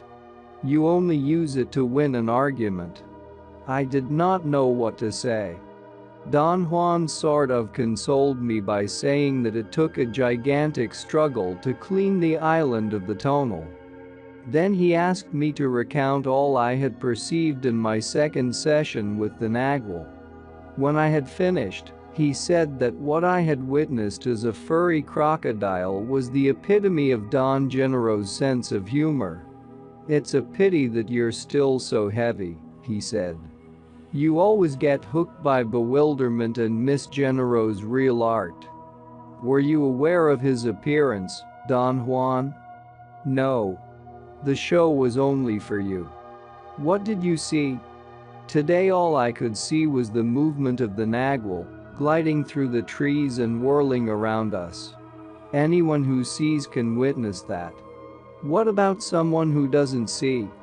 He would witness nothing, just the trees being blown by a wild wind perhaps. We interpret any unknown expression of the Nagwal as something we know. In this case, the Nagwal might be interpreted as a breeze shaking the leaves, or even as some strange light, perhaps a lightning bug of unusual size. If a man who doesn't see is pressed, he would say that he thought he saw something, but could not remember what.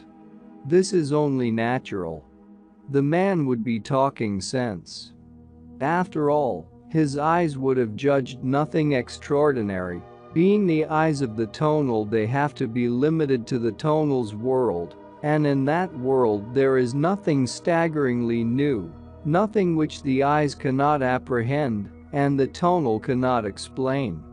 I asked him about the uncharted perceptions that resulted from their whispering in my ears. That was the best part of the whole event, he said.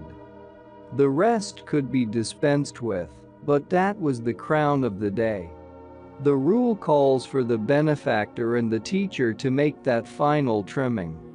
The most difficult of all acts. Both the teacher and the benefactor must be impeccable warriors to even attempt the feat of splitting a man. You don't know this, because it still is beyond your realm, but power had been lenient with you again. Gennaro is the most impeccable warrior there is. Why is the splitting of a man a great feat? Because it is dangerous. You may have died like a little bug. Or worse yet, we may have never been able to put you back together, and you would have remained on that plateau of feeling. Why was it necessary to do it to me, Don Juan? There is a certain time when the nagual has to whisper in the ear of the apprentice and split him. What does that mean, Don Juan? In order to be an average tonal, a man must have unity. His whole being must belong to the island of the tonal. Without that unity, the man would go berserk. A sorcerer, however, has to break that unity, but without endangering his being. A sorcerer's goal is to last. That is, he doesn't take unnecessary risks. Therefore he spends years sweeping his island until a moment when he could, in a manner of speaking, sneak off it. Splitting a man in two is the gate for such an escape. The splitting, which is the most dangerous thing you've ever gone through, was smooth and simple. The nagual was masterful in guiding you. Believe me, only an impeccable warrior can do that. I felt very good for you. Don Juan put his hand on my shoulder, and I had a gigantic urge to weep. Am I arriving at a point when you won't see me anymore? I asked. He laughed and shook his head. You indulge like a son of a bitch, he said. We all do that, though. We have different ways, that's all. Sometimes I indulge too. My way is to feel that I have pampered you and made you weak. I know that Gennaro has the same feeling about Pablito. He pampers him like a child. But that is the way power set it up to be. Gennaro gives Pablito everything he's capable of giving, and one cannot wish he would do something else. One cannot criticize a warrior for doing his impeccable best. He was quiet for a moment. I was too nervous to sit in silence. What do you think was happening to me when I felt like I was being sucked by a vacuum? I asked. You were gliding, he said in a matter-of-fact tone. Through the air? No.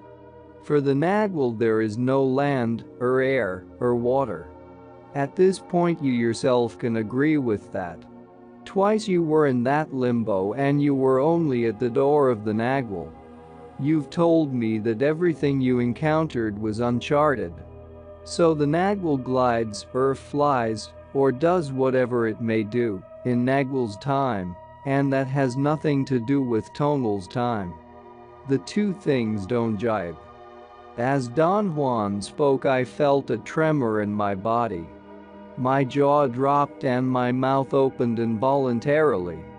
My ears unplugged and I could hear a barely perceptible tingle or vibration.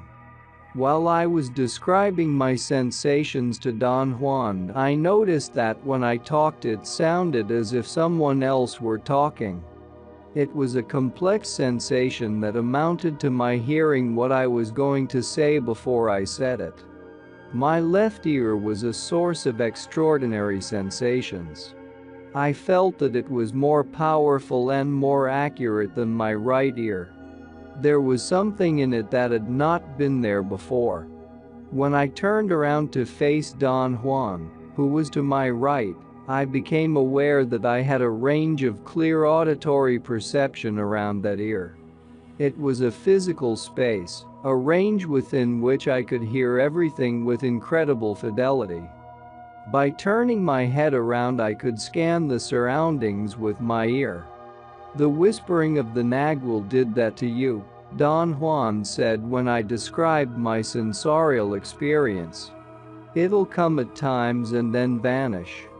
Don't be afraid of it, or of any unusual sensation that you may have from now on. But above all, don't indulge and become obsessed with those sensations. I know you will succeed. The time for your splitting was right. Power fixed all that. Now everything depends on you. If you are powerful enough, you will sustain the great shock of being split. But if you're incapable of holding on, you will perish. You will begin to wither away, lose weight, become pale, absent-minded, irritable, quiet. Perhaps if you would have told me years ago, I said, what you and Don Gennaro were doing, I would have enough. He raised his hand and did not let me finish. That's a meaningless statement, he said. You once told me that if it wouldn't be for the fact that you're stubborn and given to rational explanations, you would be a sorcerer by now. But to be a sorcerer in your case means that you have to overcome stubbornness and the need for rational explanations, which stand in your way. What's more, those shortcomings are your road to power. You can't say that power would flow to you if your life would be different. Gennaro and I have to act the same way you do, within certain limits. Power sets up those limits, and a warrior is, let's say, a prisoner of power, a prisoner who has one free choice.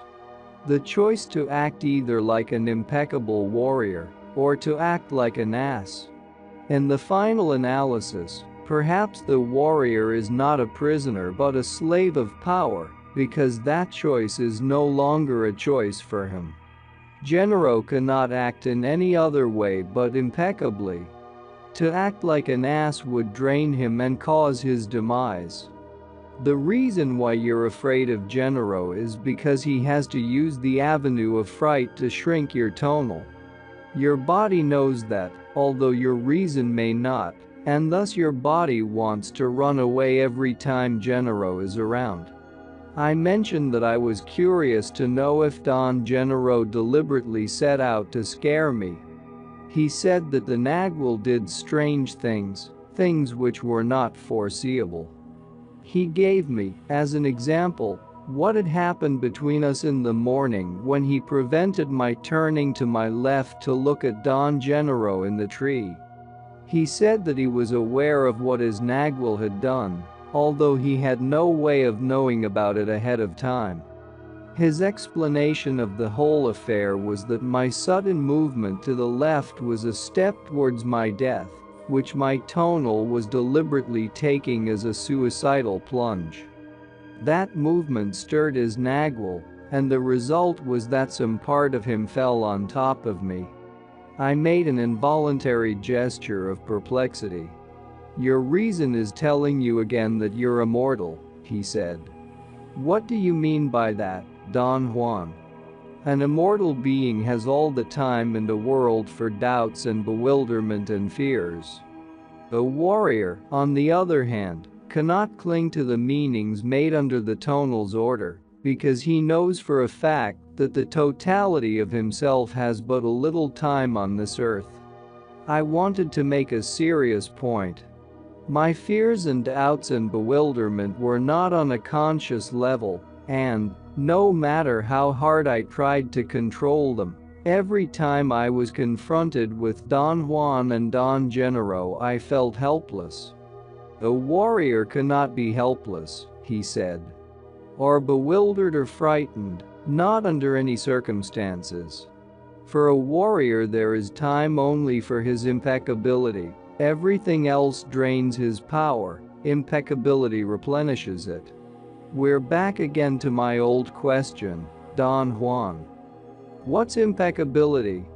Yes, we're back again to your old question, and consequently we're back again to my old answer. Impeccability is to do your best in whatever you're engaged in. But Don Juan, my point is that I'm always under the impression I'm doing my best, and obviously I'm not. It's not as complicated as you make it appear. The key to all these matters of impeccability is the sense of having or not having time. As a rule of thumb, when you feel and act like an immortal being that has all the time in the world, you are not impeccable.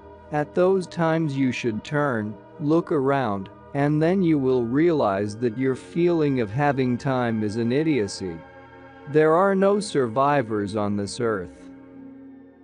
And that's not all. Our experts and regular viewers respond to all comments. Also check if you forgot to subscribe and set your bell to receive notifications about new audiobooks and other useful self-development materials that we release regularly. Join in the discussions, don't forget to give likes and, if possible and inspired, support the development of the channel financially. All useful links will be in the description and the first attached comment. Goodness, love and wisdom to all. And now move on to watch the next part of the video at the links below, or choose something from the playlists of the channel and those you see on the screen.